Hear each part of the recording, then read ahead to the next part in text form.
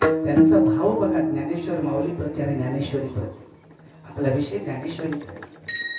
हैबत बाबा सतत ज्ञानेश्वरीचं पारायण करायचे आणि सतत माऊलीचं नाम मुखात घेत राहायचे. तसं हैबत बाबा ग्वाल्हेरच्या शिंदे सरकारकडे कामाला होते. 17व्या शतकात ही गोष्ट आहे. शिंदे सरकारकडे सरदार म्हणून कामाला होते. शिंदे सरकार ग्वाल्हेर म्हणजे मध्य प्रदेश ते महाराष्ट्र याच्यामध्ये सातपुड्यांच्या रांगा आहे आणि सातपुड्याच्या रांगामध्ये पूर्वी काय रोड रस्ते असं काही नव्हतं. जंगलातूनच वाट काढत यावं लागायचं.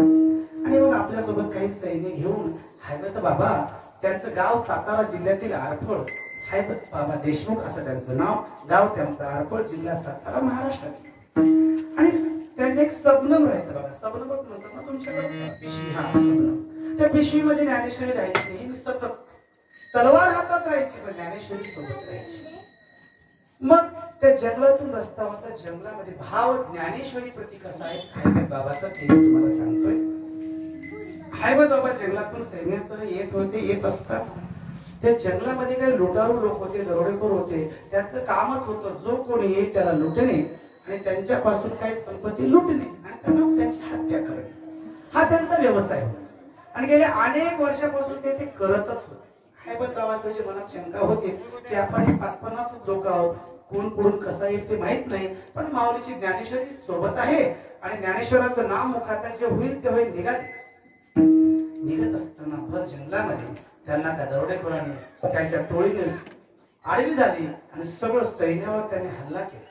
सपासप तलवारीचे वार होते, सैन्य मरत होते आणि दरोडेखोर सगळ्यांना मारत होता.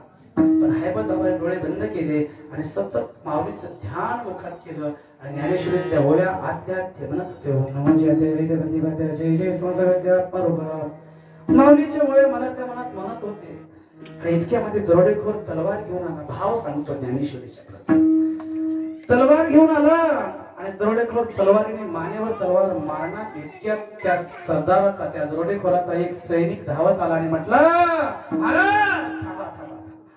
काय झालं रे? आनंदाची बातमी आहे. काय?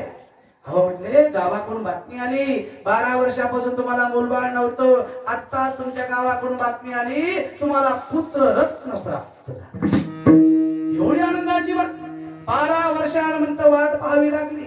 ज्या माणसाला मी तलवारीने मारणार होतो त्या माणसाच्या अंगावरची तलवार बाजूला गेली, तलवार खाली टाकली आणि हैबत बाबाच्या चरणावर त्यांनी डोकं ठेवलं. हैबत बाबाला एवढी प्रचिती आली ती फक्त आणि फक्त ज्ञानेश्वरीच्या वाचनामुळे, ज्ञानेश्वरीच्या पारायणामुळे, ज्ञानेश्वरीवर ठेवलेल्या भावामुळे. लक्षात घ्या विठ्ठला.